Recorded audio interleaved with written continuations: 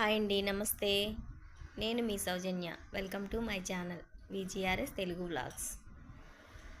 వీడియోలోకి వెళ్ళే ముందు కొత్త వాళ్ళు ఎవరైనా మన ఛానల్ చూస్తుంటే ప్లీజ్ సబ్స్క్రైబ్ అయితే చేసుకోండి. మీ ఫ్రెండ్స్కి, ఫ్యామిలీకి షేర్ చేయండి. వీడియో ఏంటంటే, ఈరోజు ఫుల్గా ఇంట్లో ఆకుకూరలు తెచ్చారండి మా ఆయన.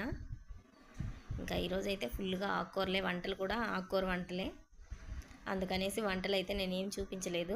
ఏంటి ఆకుకూరలు అంటే అంత చీప్గా తీసేస్తున్నారా అని అనుకోవద్దు, అదేం లేదండి. నేను ఈరోజు వంట వీడియో షూట్ చేయని నాకు కుదరలేదు, అందుకనేసి నేనేం వీడియో తీయలేదు. మినీ వ్లాగ్ అనుకోండి ఇది.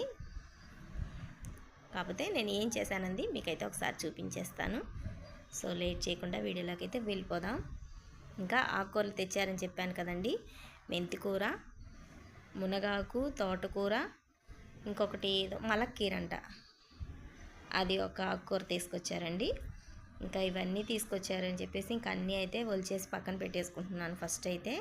ఫస్ట్ ఆకుకూరలు తెచ్చిని అలాగే కవర్లో పెట్టేస్తే పాడైపోతాయి కదా, అన్నీ నీట్గా ఒలిచేసి దానిలో ఉన్న పుల్ల పుడక అటువంటివన్నీ తీసేసి ఒలిచి కవర్లలో పెట్టేస్తే నీట్గా ఉంటాయని చెప్పేసి ఫస్ట్ అయితే ఆకుకూరలన్నీ నీట్గా తీసి ఒలిచేసుకుంటున్నానండి. బయట అయితే కూర్చున్నాను, వర్షం పడుతుంది, అందుకని క్లైమేట్ కూల్గా ఉందండి. అందుకు ఇంట్లో ఎందుకులే అని చెప్పేసి బయట మొక్కల దగ్గర అయితే కూర్చొని ఇంకా ఆకుకూర అంతా క్లీన్ చేసుకున్నాను.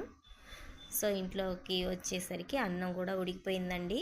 ముందుగానే రైస్ అయితే పెట్టేస్తున్నాను స్టవ్ మీద. అన్నం ఉడికిపోయింది, అన్నం అయితే వంచేస్తున్నాను.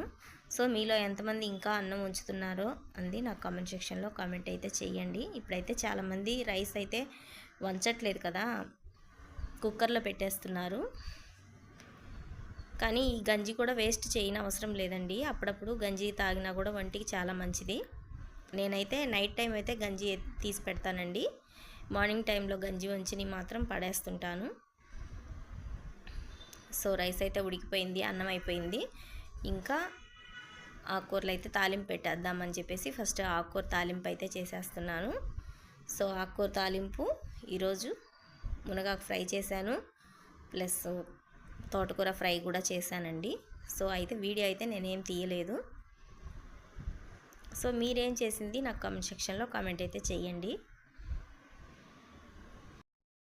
ఇంకా వర్షాలు అయితే స్టార్ట్ అయిపోయాయి కదండి, మొక్కలైతే వేద్దాం అనుకుంటున్నాను. మాకు ఇంటి దగ్గరలోనే తొట్లు పోస్తారండి, అంటే సిమెంట్ తొట్లు వేసి అమ్ముతారు.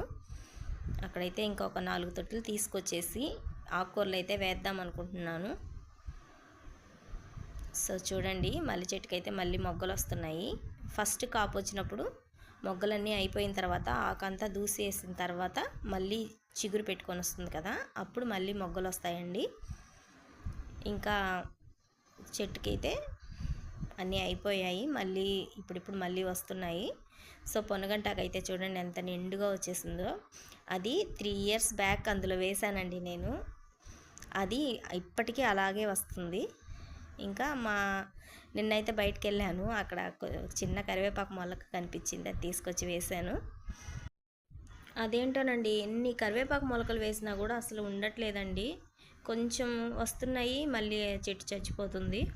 ఎందుకో అర్థం కావట్లేదు. చాలాసార్లు వేశానండి కరివేపాకు మొలక. ఇంకా ఈసారి అయితే వేశాను. దీన్నన్నా బతికించాలి ఎలాగైనా. నాకంటే మొక్కలంటే చాలా ఇష్టం అండి, కానీ మాకు పెట్టుకునేకి అంటే రెంట్ హౌస్లో కొంతమంది ఇష్టపడతారు, కొంతమంది ఇష్టపడరండి మొక్కలు పెట్టుకునేదానికి. మా ఆంటీ ఏమంటే కొంచెం పెట్టుకోమంటుంది, కానీ అప్పుడప్పుడు కొంచెం జాగ్రత్త అమ్మ అని చెప్తుంటుంది. మేము ఎక్కడన్నా కిందిల్లు చూసుకొని వెళ్ళినప్పుడు బాగా మొక్కలన్నీ పెట్టుకోవాలని ట్రై చేస్తున్నానండి. మల్లెపూలు అయితే కట్టాను చూడండి. ఈ మధ్య మల్లెపూలు ఎక్కువగా కడుతున్నానండి. అట్లా కడతా ఉంటే మనకి పువ్వులు కట్టేది వస్తుంది కదా, అందుకనేసి కడుతున్నాను. ఇంకా ఈ పువ్వులన్నీ కట్టేసిన తర్వాత ఇల్లు క్లీన్ చేసుకుంటున్నానండి. కొంచెం బయటికి పోయే పని ఉంది, ఇంట్లోకి సరుకులు అయిపోయాయి, కొన్ని తీసుకురావాలి, బయటకు వెళ్దామని చెప్పేసి పని అయితే గబగబా చేసేసుకుంటున్నాను. పిల్లలు అయితే బయట ఆడుకుంటున్నారండి. ఇల్లు అయితే తుడిచిపెట్టుకుంటున్నానండి. ఫస్ట్ డైలీ 2 టైమ్స్ అయితే తుడవాలండి ఇల్లు. పిల్లలు ఆడుకుంటున్నారు, ప్లస్ గాలికి ఫుల్గా దుమ్ము వచ్చేస్తుందండి లోపలికి. ఎంత క్లీన్ చేసినా దుమ్ము దుమ్ముగానే అనిపిస్తుంటుంది. అందుకనేసి ఉదయం సాయంత్రం 2 పూట్ల ఇల్లు తుడుస్తూ ఉంటాను. బయట అయితే మాత్రం ఒకసారి తుడిచేసి ముగ్గు పెట్టేసానంటే మళ్ళీ ఇంకా రేపే నెక్స్ట్ డే మాత్రమే చేస్తాను. సో బజార్కి వెళ్ళామని చెప్పాను కదా, బజార్ నుంచి వస్తా సరుకులు అయితే తెచ్చాము. ఇంకా రైస్ అయితే తెచ్చాడండి మా ఆయన. రైస్ అంటే బియ్యం కట్ట అయితే వేయించుకుంటాం కదా, అక్కడే బాస్మతి రైస్ ప్యాకెట్ తెమ్మని చెప్పాను. అక్కడ వాళ్ళని అడిగితే ఇవి బాగుంటాయి, ఫస్ట్ ఒకసారి అయితే యూస్ చేసి చూడండి, బాగుంటే ఇంకోసారి తీసుకెళ్దురు అని చెప్పేసి బాస్మతి రైస్ కూడా 1 కేజీ అయితే తీసుకొచ్చాడు. సో ఫస్ట్ అయితే వండి చూస్తే ఇవి ఎలా వస్తాయో చూసేసి ఈసారి ఒక 5 కేజీలు కానీ తెచ్చుకుంటే బాస్మతి రైస్ నెలకి సరిపోద్దని చెప్పేసి శాంపుల్కి అయితే 1 కేజీ అయితే తెప్పించాను. ఇంకా ఇవైతే దోసల బియ్యం అని చెప్పారంటండి, అవి కూడా 1 కేజీ తెచ్చాడు, బాగుంటే యూస్ చేసుకుందామని చెప్పేసి. సో చూస్తే మా ఆయన ఏమంటే ఆయనకి తెలియక ఫస్ట్ ఇవి బ్రౌన్ రైస్ అని చెప్పాడండి. అవి బ్రౌన్ రైస్ అని చూస్తే బ్రౌన్ రైస్ ఏం కాదు, నార్మల్గా పాలిష్ పట్టకుండా ఉంటాయి కదా ఆ బియ్యం, అన్ని బియ్యం కలిసి ఉంటాయి కదా ఆ బియ్యము. ఇంకా సో ఇంట్లోకి అయితే సరుకులు అయితే తెచ్చాను. ఇంకా అవన్నీ కొంచెం సర్ది పెట్టుకుంటున్నాను. సరుకులు అంటే అన్నీ ఏమేమో కాదండి, కొంచెం అయిపోయినాయి మాత్రమే తెచ్చుకున్నాను. ఇంకా ఆయిల్ అయితే ఒక 2 ప్యాకెట్లు తీసుకున్నాను. ఆయిలు, చక్కెర, వేరుశెనగపప్పు, శనగపప్పు, కందిపప్పు అన్నీ రేట్లు పెరిగిపోయి ఉన్నాయండి. ఇంతకు ముందు కంటే ఇప్పుడు పోయిన నెల కంటే కూడా ఈ నెల ఇంకా ₹1 ఎక్స్ట్రానే ఉన్నాయి సరుకులు. సో ఇంట్లోకి అయిపోయినాయి కొంచెం అయితే తెచ్చుకున్నాను. పసుపు, ఉప్పు అట్లాంటివన్నీ తెచ్చుకున్నానండి.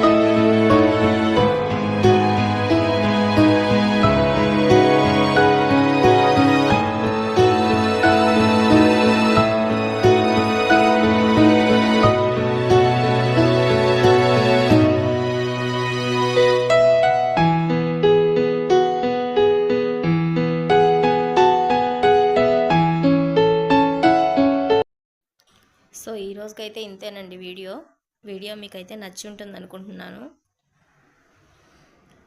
సో నచ్చితే ప్లీజ్ సబ్స్క్రైబ్ అయితే చేసుకోండి. అండ్ వీడియోలో ఏదన్నా పొరపాట్లున్నా నాకు కామెంట్ సెక్షన్లో కామెంట్ చేయండి. రేపైతే ఇంకొక వీడియోలో మీ ముందుంటాను. థ్యాంక్ యూ అండి. Thank you for watching.